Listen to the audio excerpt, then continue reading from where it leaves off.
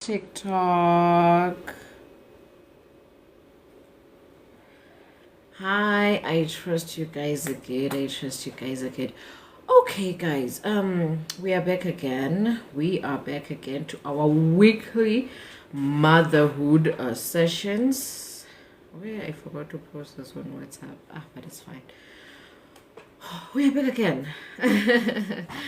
I trust you guys have been great throughout the week. Oh, I have to share the live on TikTok, guys. Sorry, Facebook.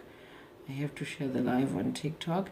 And also, if you're interested in buying yourself a pair of earrings, you want to buy yourself a pair, you want to buy at wholesale price so that you can resell them, or you just want to learn how to make them, then feel free to WhatsApp the number on your screen. On Facebook, feel free to WhatsApp the number in the comments section. So let's share the live to story. Let's share the live to these three groups. Okay, and we're good to go.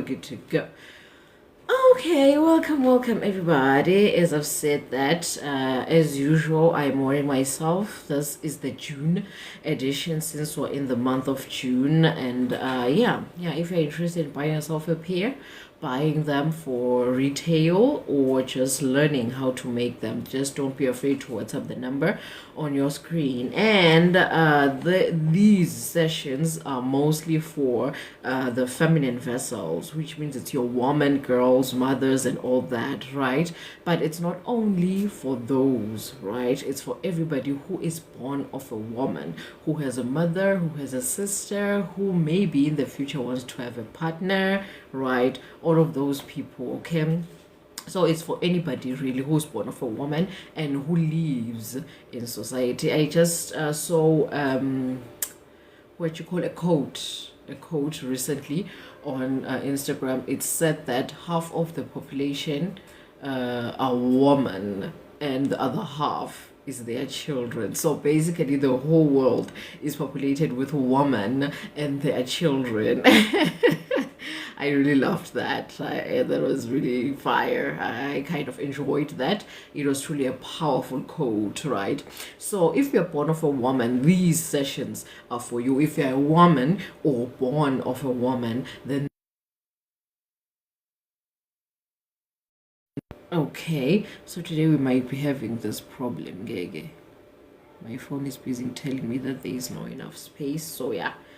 Bear with me, okay, today we may be having this problem, okay? It will just be busy informing me. Okay, so yeah, it will just be here and there. Just bear with me, listen to the information, listen to the message, take the message, and then just run with it, okay? So yes. This information is taken from a diary which goes hand in hand with a book. The diary is called You Got This, Dearest Mommy, just like our session, and the book is called Born into Change, right? This diary helps you just jot down your emotions, whatever you feel, plan ahead, right? All of those things, just a tool to help you be in control of the situation, be in control of your life, right? And then the book is it's a mentorship book. It's a mentor in paper form, right? It helped me deal with my childhood traumas and understand the traumas I incurred as an adult. And it also helps you focus on where your life may go in line with where you are. So as you read this book, it takes you through the life journey until the end, right? So it doesn't matter the race, your gender, your age, this book is for you, right? So if you're interested in the book, just WhatsApp the number on your screen and we'll take it from there, okay? So without wasting any time, let's move on. Let's get into our session. Today we are on week 23, okay? And we are talking setting boundaries with grace, okay? Let's just get to it. Hi tipster. Okay, so first of all, I just like to explain what are boundaries, right? What really are boundaries, okay? So boundaries are not walls. They're just lines drawn to protect your peace and define what is acceptable in your life, okay? So without boundaries, you end up drained, resentful, and invisible. We don't want that, okay? As a human being, you don't want to be drained, and you don't want to be resentful, and you don't want to be invisible, okay? So, sorry guys. Okay. Yes. So, why then is it so hard to draw boundaries? I hear myself included. As I've said, I always say this when I'm making these sessions, that I am no angel. I am not a god or a guru. I ain't got it all. I'd be lying if I could say that I have it all, right? Sometimes, I am not even sometimes, 100% of the time, I am learning as I am carrying out these lessons. Most of the time, it's because I've just recently got myself a lesson and I'm trying to pass it down through you, but I haven't grasped it 100%. I haven't mastered it, right? So you find me teaching about these things while I'm still in the process of practicing them myself, while I'm still in the process of understanding them myself, and hell, sometimes while I don't even know what I am talking about. Maybe, again, I always speak about things I firmly believe about, okay? I firmly believe in. However, sometimes I can believe that, okay, let's make an example, that I believe that man, let's make that example, I believe that man can actually help with the invincible labor, but I'm still in the mist, I'm still in the dark, I'm still in the tunnel. Maybe my own partner is not even in the fraction of being a helping aid or a crutch in line with the invincible labor, but then I do believe it, so I speak about it, right? Okay, go and take it. Right, so I speak about it because it's something I believe in. Yes, I haven't grasped it in the physical, I haven't manifested it, I haven't experienced it, but I believe it's something that can happen, right? So most of the time I speak about things that I believe about, but I haven't manifested them personally. I hope to manifest them, I hope to have them, to experience them, right? But then it doesn't mean that maybe I'm 100% experiencing them or have manifested them. So that's just how life is in line with me, right? So as I'm saying that, I've recently learned about boundaries. I have my own personal boundaries. I have drawn them. Some of them I've even enforced them and implicated them, right? But then it's not like I won't relapse. It's not like I won't sometimes fall off, right? Fall off the wagon, or sometimes trip and fall in my own lessons, right? Because as I said, as I've said, I'm not a guru, I'm not a god, I'm not a master. I'm just a human being trying to experience life as it comes, okay? So with that being said, why is it so hard to draw boundaries? I myself have experienced that. Sometimes it's easier to draw the boundary in itself, but enforcing it is the hard part. So why is it so hard to draw and enforce these boundaries? Number one is because we were taught saying,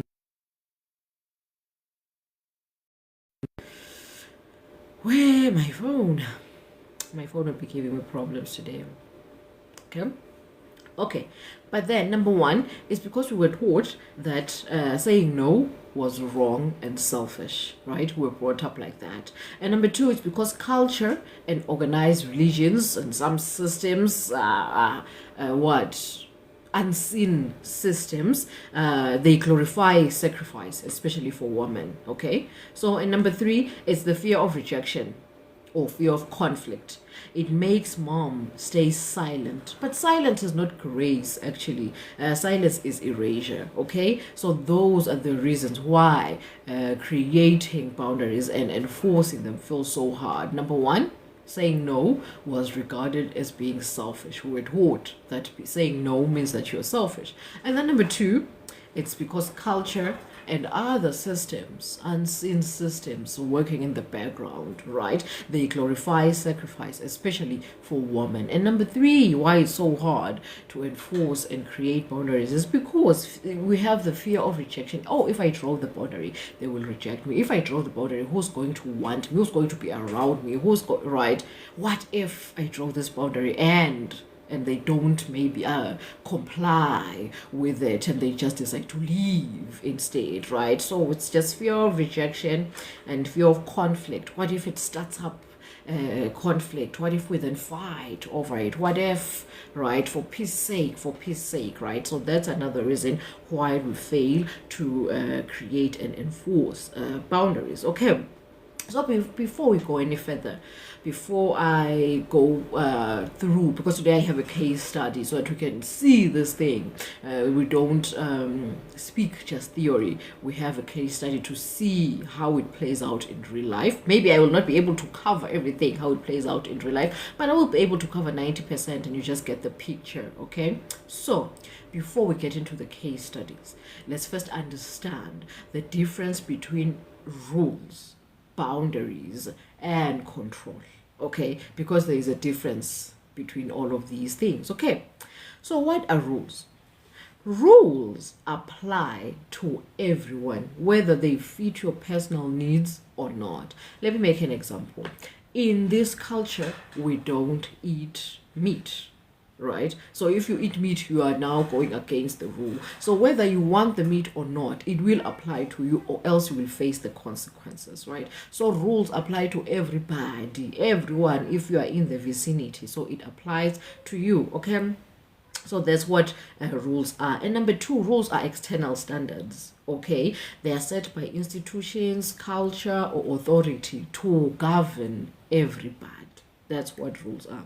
And consequences to rules are a punishment to those who don't comply.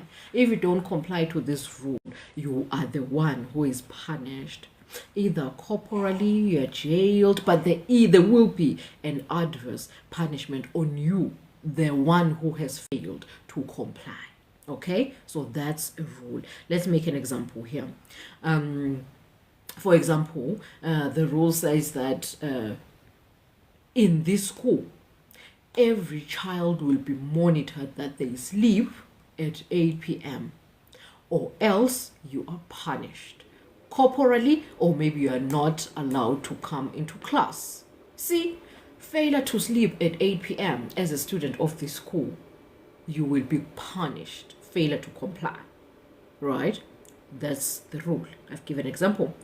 And then now coming to boundaries. Boundaries are self-defined lines that protect your peace and energy, okay? They're not about punishing others, but they're about clarifying what you will and you will not allow. It's about you.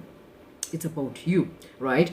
Consequences here, they remove the boundary setter, right? They remove the boundary setter from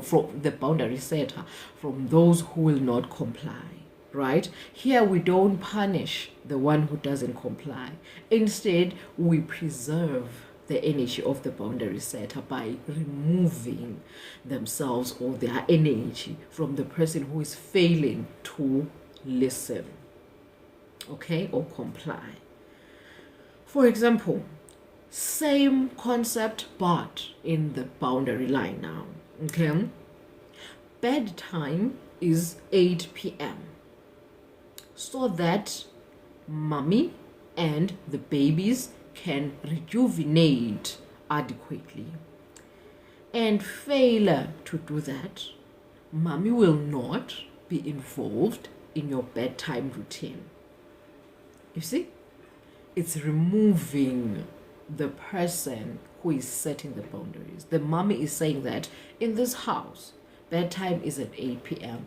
And also there is a reason why, so that every party involved understands that it's for the benefit of both parties. It's for the benefit of the boundary setter and the boundary receiver, okay? So that boundary setter and boundary receiver can rejuvenate adequately.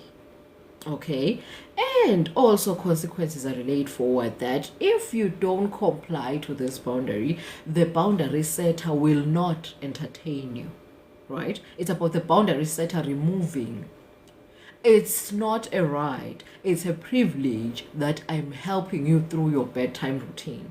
And if you don't respect my boundary, I will remove myself, I will remove the privilege of helping you with the bedtime routine. Okay, so it's not about punishing the boundary receiver, it's about removing my energy, my investment into the boundary receiver, because boundaries are set because we're having a certain relationship with the boundary receiver. The boundary setter has a relationship with the boundary receiver. That's why then we have boundaries. You cannot have boundaries with somebody just moving over there, not bothering you with anything and in any manner, right? How are you going to say that I'm going to remove my energy from you?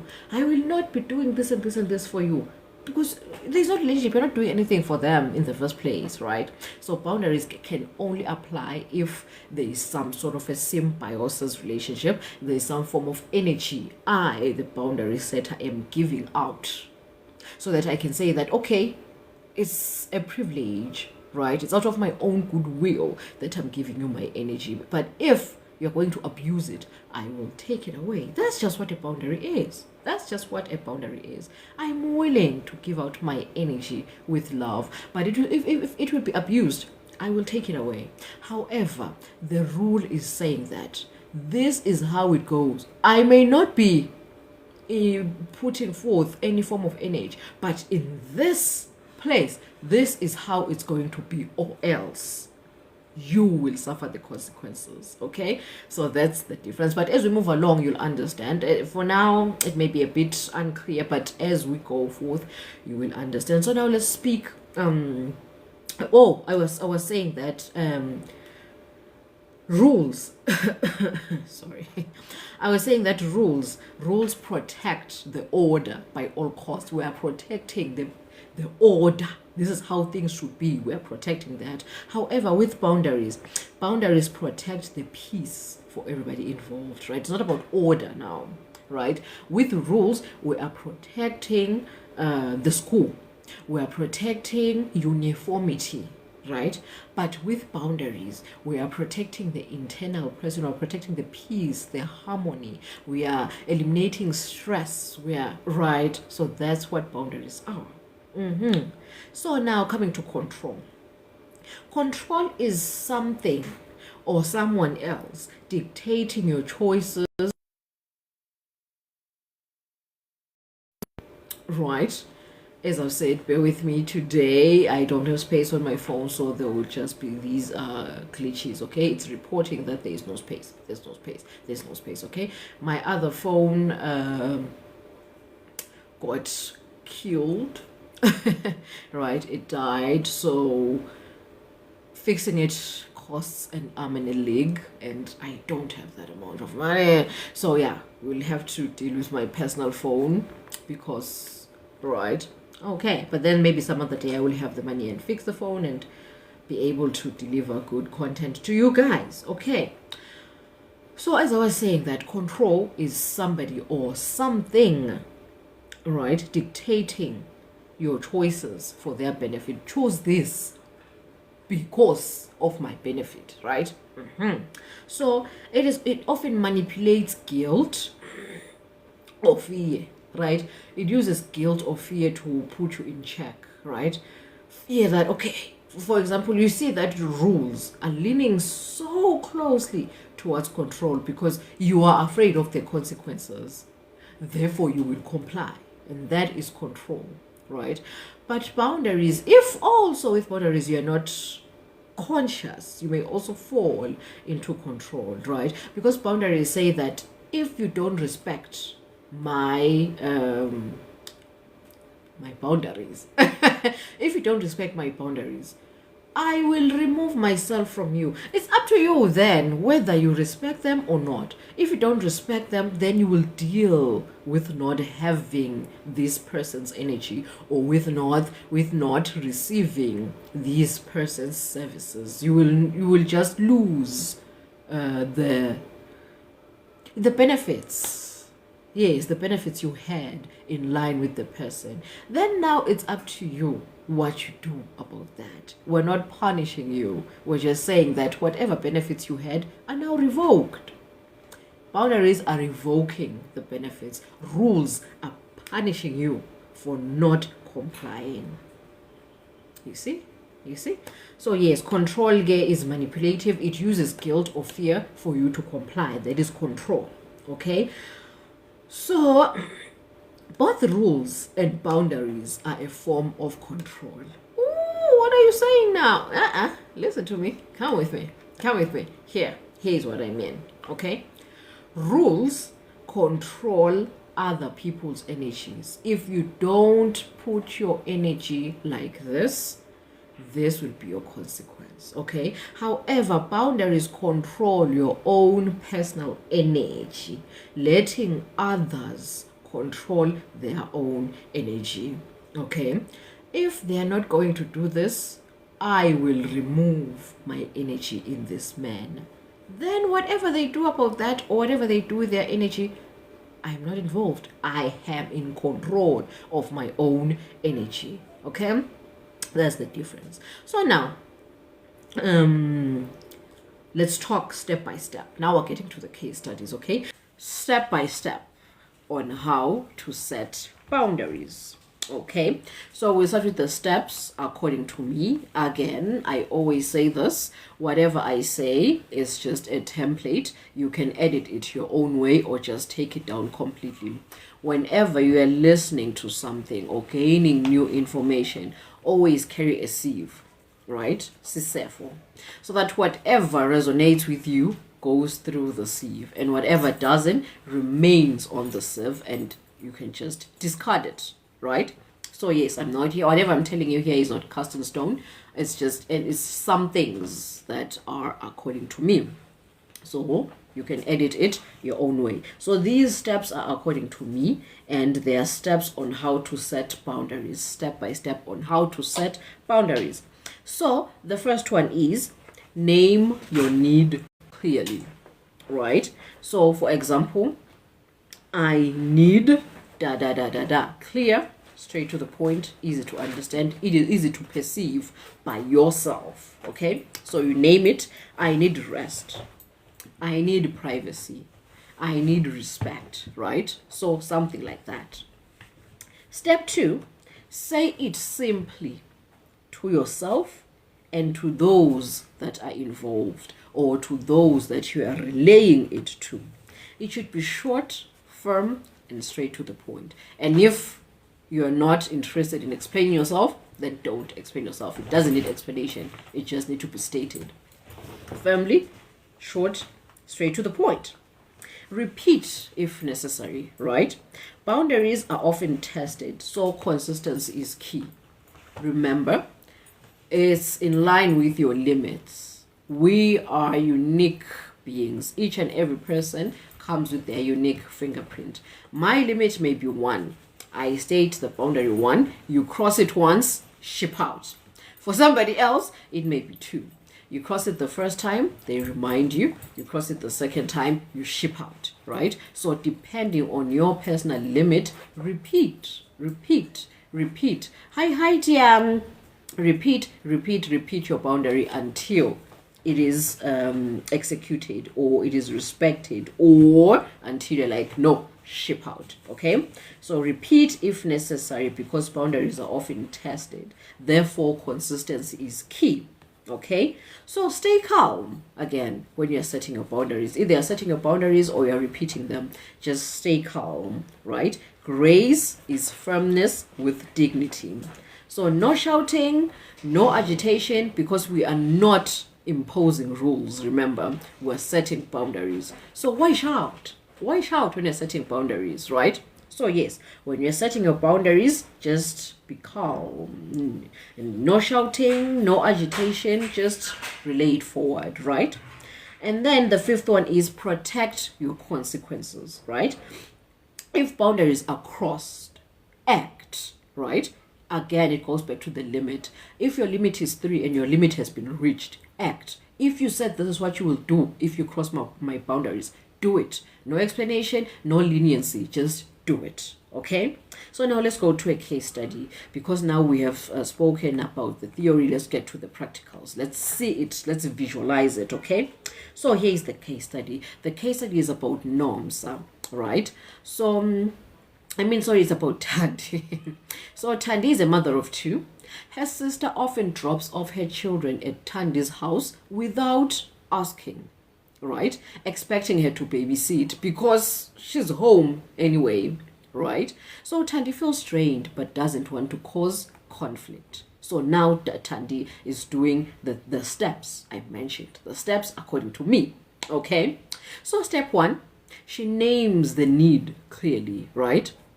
Thandi reflects and realizes that I need rest and time with my own children. I cannot always take on extra child care, right? So she has named the need. She needs rest, right? She needs rest for her personal reasons, due to personal reasons, right? And then, step 2, say it simply. Remember, say it simply to yourself and to those who are involved. Okay, so next time her sister comes unannounced once again, Thandi accepts the kids and says, I love kids, but I cannot babysit. This will be the last time. I need time with my own children, right? She's saying it simply. It happened again, but then now she's drawing the boundary and saying it simply to the person she's relaying it to, right? She accepts the kids because where will the kids go? So she accepts them and says, I love kids, but I cannot babysit. This will be the last time. I need time with my own children, right? So step 3, repeat if necessary, okay? So her sister tries again the following week, right? Thandi repeats calmly, I'm not available for babysitting. Please make other arrangements. If this happens again, I will not answer the door. Remember, now Thandi is now repeating. It's not the first time Thandi is drawing the boundary, right? Now she's not taking the kids because now it's the mom's fault. I told the mom last week that I cannot do this. But since she's doing it again, right? Uyayana, siswa Thandi. Okay? So now she's not taking the kids. She told her that this was the last time. So she won't take it. She's acting. And now she's saying, if this happens again, right, I will not answer the door. She's now putting consequences, right? So now, step 4, stay calm. Remember, stay calm. So after she says that I'm not available for babysitting, make other arrangements. If this happens again, I will not answer the door. After she says that, her sister accuses her of being selfish. You're selfish. You're thinking for yourself. You never include others in your own plans. You just never inconsiderate, blah, blah, blah, blah, blah, blah. Right? It will happen most of the time. Boundaries are uncomfortable like that. Most of the time when you set boundaries, it leads to friction, guaranteed. But remember, stay calm. Because, as I've said, grace is firmness with dignity, right? So after she was accused, Thandi never argued. Thandi doesn't argue here. She keeps her tone firm but respectful. What does she say? She says, I understand you're stressed. I understand you're stressed, but I cannot take them today. Right? With grace. With grace. Okay? After she's been accused and labeled and all that, she just says, I understand where you're coming from. It's because you're stressed, okay? I understand you're stressed, but I cannot take them today. Hi on right? And then step 5, you protect your consequences, right? When her sister shows up unannounced once again, she's testing her. She is testing her limits. She is testing her boundaries, right? So she does it again. When her sister shows up unannounced, Tandy doesn't open the door. That's what she said she'll do. So she's protecting the consequences. If you do it again, these will be the consequences. Now she's protecting them. So her sister shows up unannounced. Tandy doesn't open the door. And later, she calls the sister and explains, I told you I wasn't available. Please respect that.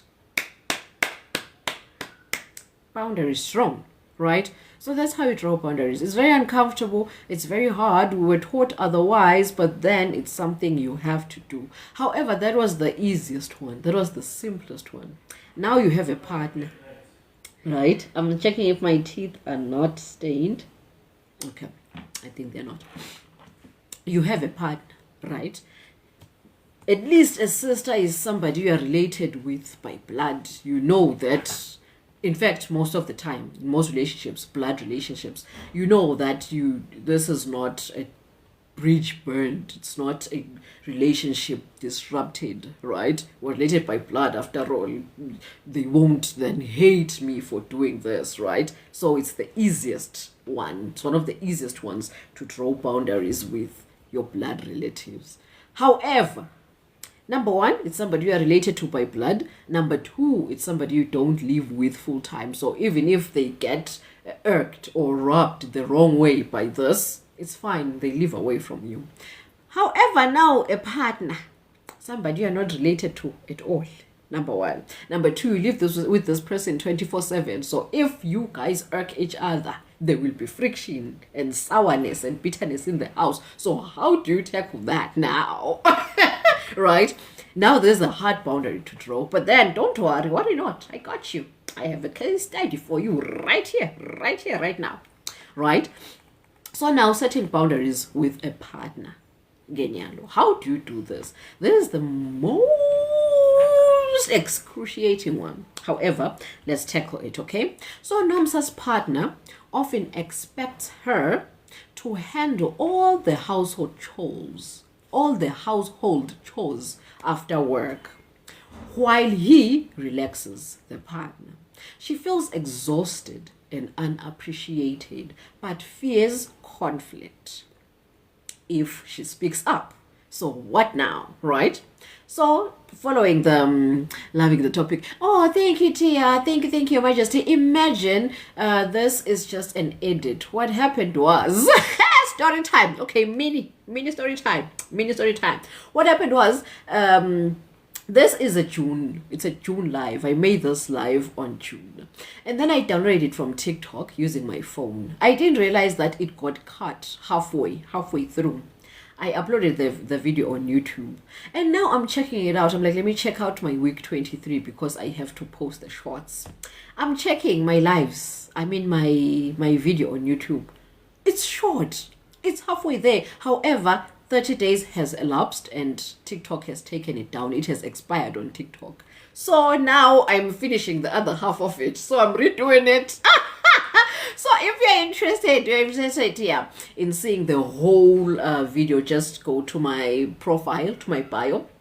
There's my YouTube link there. You'll see the whole thing there and the continuation there. The original one going halfway through, and then I will connect it with this one. I know it will be a mess, but it will be a beautiful mess. It will be my precious mess, right?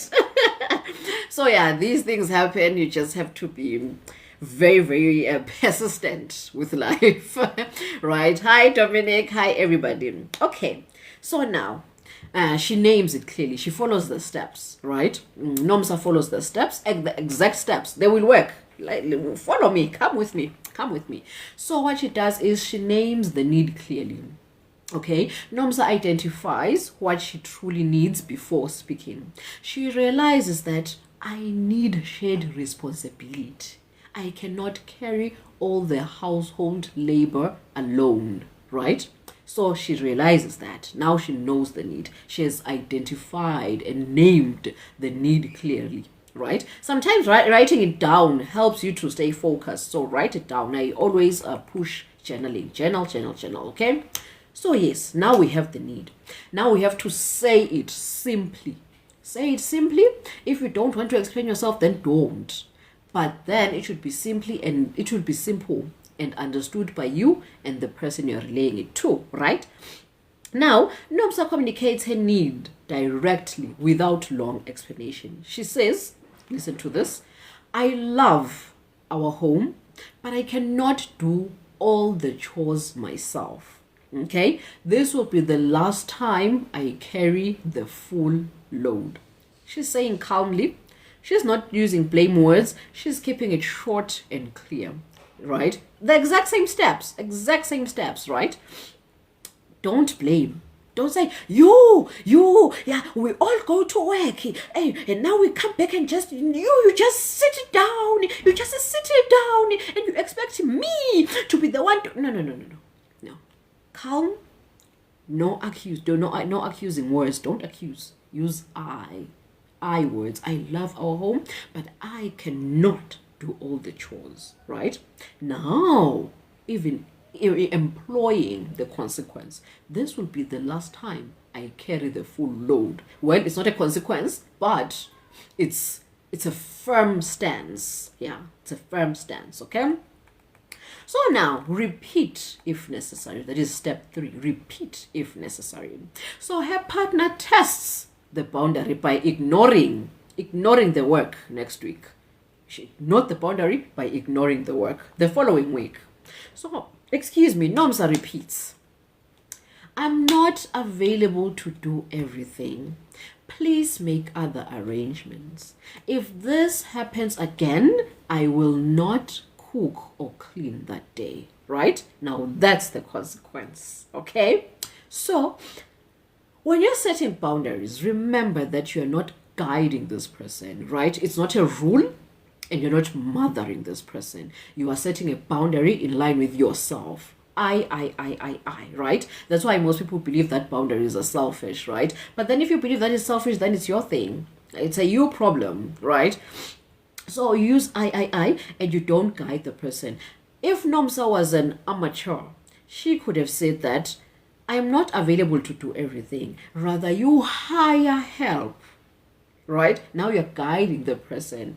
So whenever something happens in the future, that you are now putting yourself at risk, that this person may say, see, it's your fault. You said I should.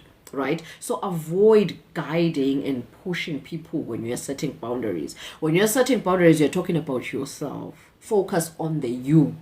Pretend as if nobody else exists out there. It's a you problem. This is my problem. This is the solution. This is what I will do. It's about you. Yes, it's a selfish thing, but at least it's positive selfishness.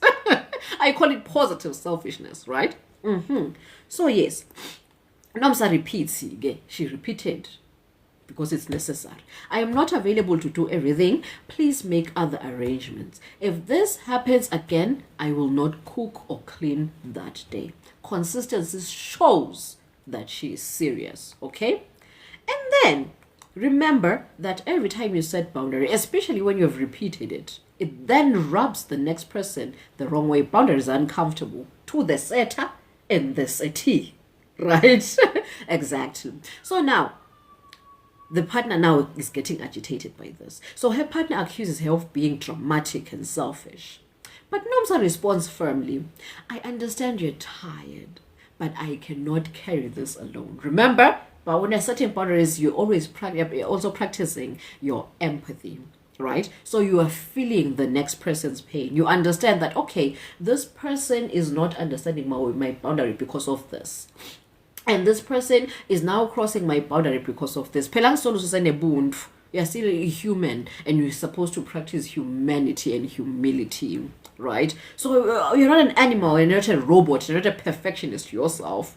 Put yourself in the next person's shoes. In as much as it feels like you are drawing or building a wall between you and the next person, but you are not enemies. You are trying to cohabit and coexist and correlate with each other in harmony. That's the whole point of a boundary. It's not to then raise a war. No, it's to live in harmony with the next person. So even though you're setting a boundary, you still love the person, right? So you understand what is happening. You are not understanding my boundary because of this. You are crossing my boundary because of this. I understand that. Just like Nomsa is saying here, I understand you are tired, right? So you're showing that you are empathizing with the person.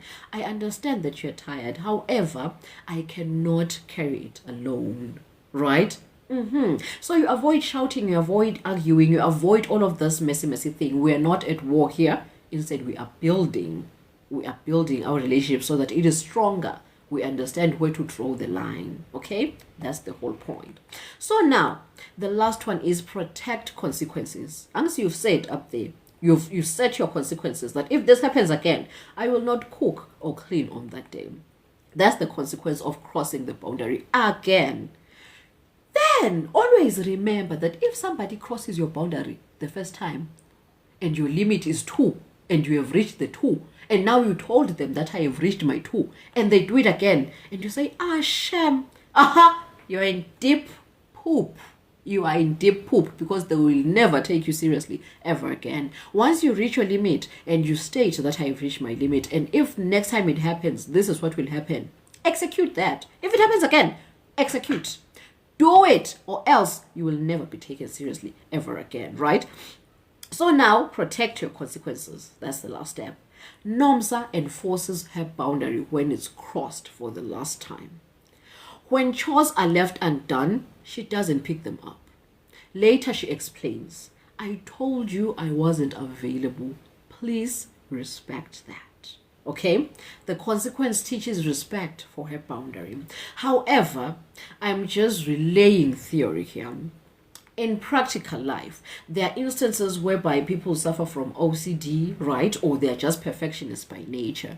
Once a dish is left there unwashed, they feel irked by it, right? Ooh, and then you feel like, I should wash it because it's irking me. So the first thing you should do when you are naming your boundary or understanding what you need, write down that, okay, I need rest, right? But what is taking away my rest is the chores, because I'm doing them alone. So the only way to do this is by telling him how to do this and that. And if he doesn't follow through, this will be the consequence.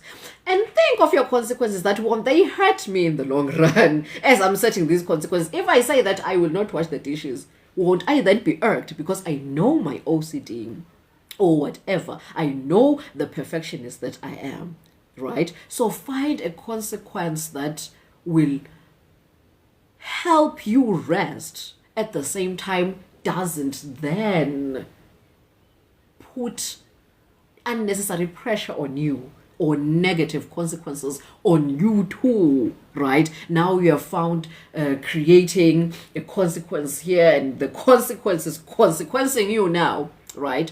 So yes, always make sure that you bring down all of these possible outcomes and how you're going to tackle them while you are still trying to formulate the boundary. By the time you are relaying it to somebody else, you've already seen all the possible outcomes and you know how to tackle them, right?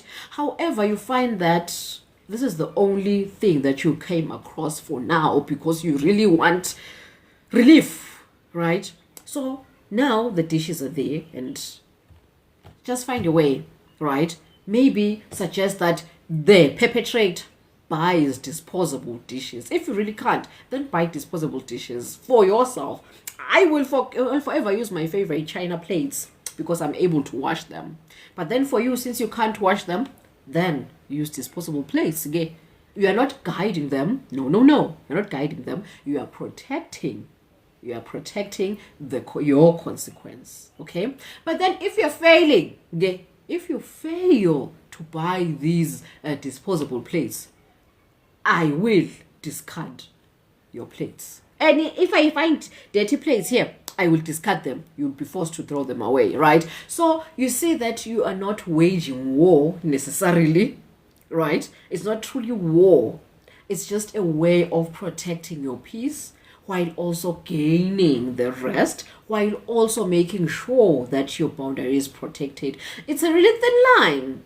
It becomes really a thin line because we are told that conflict is what's the word, is uncomfortable and unnecessary and wrong, right? However, right now, let me make this example. Let me make an example. Let's say we live in an area whereby food, maybe this tree we have, the strawberry tree we have, produces 5 strawberries. I'm making an example. It produces 5 strawberries, and now we are rationing them. Each one of us gets 1 strawberry because we are 5. So each one of us gets 1 strawberry, one strawberry, and then one of us then takes 2. And we're supposed to reprimand that person so that everybody can eat, and so that everybody can be at peace, and so that everybody can get a fair share. And we're supposed to reprimand that person. So yes, sometimes conflict is healthy. There is a healthy conflict, so that once we conflict and the conflict is over, we know that the consequence of the conflict was repairing whatever was wrong. So sometimes conflict is necessary for a healthy relationship. Without the conflict, there won't be a healthy relationship, right? So yes, sometimes when setting boundaries, there'll be that friction. Like it's a bit of war, and it's not war. We're actually correcting the immediate thing for a healthier life moving forward. It's a shovel. Wow, beautiful. Put it back. Chichi, please take back the shovel to where it was. As it was in the office. The shovel was in the office. Where did you get the shovel? Uh-huh. Where did you get the shovel? It was in my toy box. How did you get it? That's odd. Okay, let me finish this then. So yes, sometimes there'll be that it will look like it's an unhealthy, toxic dynamic. However, it's not. Again, I want to get to this part. Toxicity is subjective. What I feel to be toxic may be your healthy dynamic, and what I perceive to be a healthy dynamic may be your toxicity. So be careful there, right? So always know your limits and understand yourself. If you feel like this person is crossing your boundaries, and your consequences are just irking you too in return. I'm one person who advocates for living. I am not the person who's going to say push through, power through. No. When something is extremely toxic to you and you just feel like I'm literally live. Where's the whiteboard? I don't know. Where was I? Oh yes, I was saying that whenever you are feeling like your boundary is being crossed and your consequences are not being respected, and now you feel like you're just stuck between a rock and a hard place, and it's getting really toxic. It feels like now you are waging war that won't bear any fruits in the future. You're just fighting for no reason. Then I'm an advocate for living. I don't believe in staying and powering through. No. When you see that, this is I'm stuck between a rock and a hard place, there is no way out for me, and I've sat and trusted the process, and the process that I'm trusting is not trustworthy. Leave, right? So I always say this. Most of the time, you will be standing there as a spectator of my life, watching me not living something that you would have left. Don't then label me as a hypocrite, because maybe it's because I haven't reached my limit yet, or maybe I'm still trusting the process. So never compare your life with somebody else's life and then think that, oh, maybe I'm doing it wrong because I have done this. No. Listen to yourself. Know your limits. Know what you want. Know who you are. Then you will know what to do. Nobody will have to tell you what to do, when to do it, or how to do it. You will know yourself, right? So when your boundaries are not respected and the consequences are just not consequencing, and you can feel that, no matter what I try, I will not succeed at this. Find other avenues in Dagabao. Find other avenues. Okay. So outcomes. At first, her partner resists and calls her selfish. But over time, he learns Nomsa's boundary is consistent. Okay, so he begins to share chores and the relationship stabilizes because expectations are clear. As I've said, sometimes the more you persevere, like whether you don't wash the dishes, you let them boil on the sink, like you said, or whenever he buys his own dishes and they're not washed, you throw them away, you discard them, or whatever consequence that you had, vele is upheld. Maybe as time goes by, they respect it and see that, okay, this is serious. I should take it up because I don't want to lose my partner, right? Maybe they do that. But what if they don't? If they don't, then that's when I'm saying other avenues in Tagabao. Other avenues, okay? So, yes. That's where we were. Okay, now let's get to common boundaries. Common boundaries you can set in your own space, okay?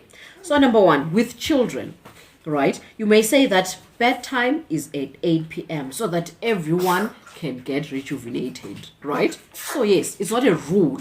It's a boundary that you are doing this so that everybody can gain from it, right? In this case, bedtime at 8 p.m. so that everybody can be rejuvenated, okay? So with your partner, you will say, I will not carry all the invisible labor alone because it drains me, right? Or you can just say, I will not carry the invisible labor alone, full stop, right? Up to you. Remember, only explain your boundary if and only if the explanation will help your boundary have enough weight. Not because you are explaining it because you want validation or because you want, right, empathy or pity from your partner or whoever you are sending telling the boundary to. Okay? With in-laws, you may say, we will raise our children our own way. We truly appreciate your input though, right? Respectful, with grace, straight to the point, need met, right? Boundaries set. With work, you can say, I am not available after 6 p.m. Full stop. No explanation whatsoever. But if you want to explain, you may say that that's family time. See? Gives it weight. You're not expecting any pity or empathy or acknowledgement from the next person. You're just stating your boundary and why you're stating it. That's if you need explanation. If you don't want to add explanation to it, baby, I am not available after 6 p.m. Full effing stop. Right? Exactly. And then with friends, you can say, I cannot lend money right now. Full stop. No explanation, no nothing, right? But then if you want to explain, I cannot lend money right now, it's a bit uncomfortable. I'm a bit uncomfortable with it. Full stop. Right? Not to lie. Because why are you lying what I don't have it when you do have it? Now you are tempting the universe to take away money from you. Stop lying. I'm just not uncomfortable at the moment. Okay? Right? Or just don't explain it all. Don't explain it all if you don't want to be busy cracking your mind. Just say, I cannot lend money right now. Why do you have to explain? Why do they think that they have the right to know why? I just said, I can't. That should be enough if you respect me enough, right? So yes, now let's bust some myths, shall we? Okay, so myth number one. Okay, myth number one says that boundaries are selfish. False. Boundaries protect your health and model self-respect for your children, right? They're not selfish. Some people, to this day and age, they believe that anything that doesn't benefit them or the collective is selfish. However, who will think about you, your health, right? So when you set boundaries, you are avoiding leaking your energy, draining your energy. So you're protecting yourself. Boundaries are to protect yourself, right? And they also model self-respect that, okay, this is what protecting yourself and incorporating self-respect looks like. You're modeling it to your children. You're modeling it to your nearby environment, right? So whoever is watching you will learn self-respect outside of what society, this toxicness society is spreading forth, that respect is only respecting people outside of you. No, you respect yourself first, then the environment will mirror that. Okay? So no.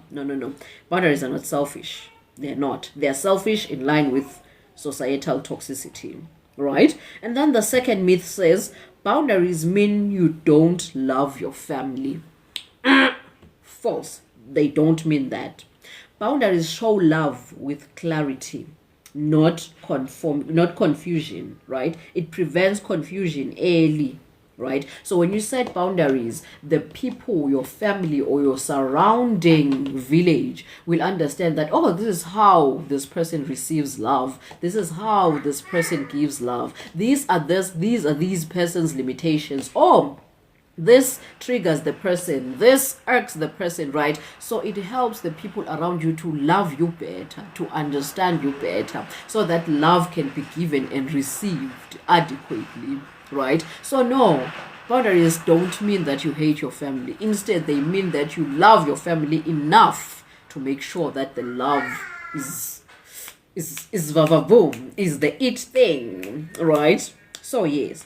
And then the other myth is boundaries always cause conflict. Yes, they do.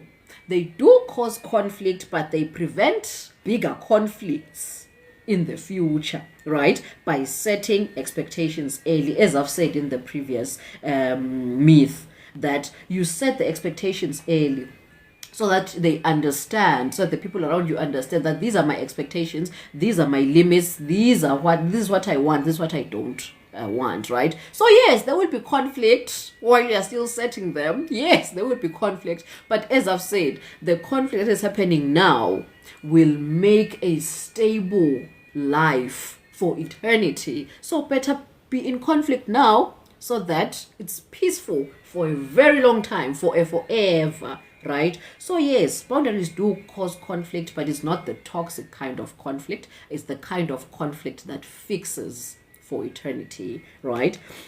So the last one is weak people need boundaries. No, that's very, very far from the truth. Instead, strong people set boundaries because they know their limits. It takes strength to know who you are, what you want, what you don't want, and where you end, right? It takes strength. So yes, strong people set boundaries, weak people don't. Okay, so yes, let's summarize this whole thing, shall we? Yes. So today we were on week 23, talking setting boundaries with grace. Our session theme summary reads, this week is about honoring your limits without guilt. Boundaries are not walls, they are bridges to healthier relationships, whether with family, friends, or even your children. Boundaries protect your peace and preserve your energy for what matters most. So our excerpt from our book called Born into Change is taken from Adulthood and Independence 3.2, Relational Independence. It reads, some young adults enter relationships with porous boundaries. They over-accommodate, over-explain, and over-function. Their sense of self becomes entangled with moods, needs, and expectations of others. This collapse is often rooted in early conditioning, where love was earned through compliance and connection required self-erasure. Ooh, okay. So the gist of this whole thing is building inner autonomy begins with knowing where you end and others begin.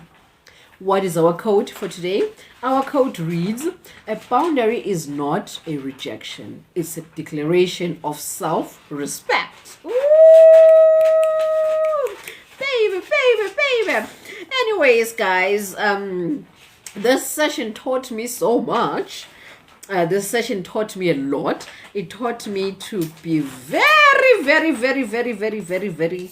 away and to proof check things, right? As I told you that this is not the original session. We had this original session in November, right? As you can see, I'm wearing my November edition. And also I make these earrings. If you want to learn how to make them, you want to buy yourself a pair or two or more, or you want to buy them at wholesale price for retail, just WhatsApp the number on your screen and you will take it from there. So yeah, this session taught me a lot about proof checking. Yeah, just to be aware of your surroundings, situational awareness, be very much aware. So what happened was, I'll be very happy to watch this in the future when I'm explaining this part. What happened was, it was cold on the day I was supposed to post this particular session, right? So I said, you know what, let me get inside the blankets and use my phone instead. Instead of using the laptop, I should use my phone. Let me use my phone to download the live from TikTok and then just post it on YouTube, because every live session I have here is then saved on YouTube, right? Especially these sessions, right? So what I did was, let me just download it from TikTok and just post it on YouTube using my phone, because my laptop was extremely far away from where I was. So I just used my phone. I didn't even check. I just downloaded it. I was like, okay, it's complete. Post it fast, right? And yesterday now I'm checking because I'm posting these short videos on every social media platform, right? So I'm checking that, okay, I'll be posting week 23. Where is week 23 on my YouTube? I'm like, hi, Bo. Week 23 is 20 minutes when every other sessions out there are like 1 hour something minutes, 1 hour something minutes. What happened to week 23? So I was like, oh no, week 23 is short. It's because I downloaded using my phone, and my phone didn't have enough space to download the whole thing.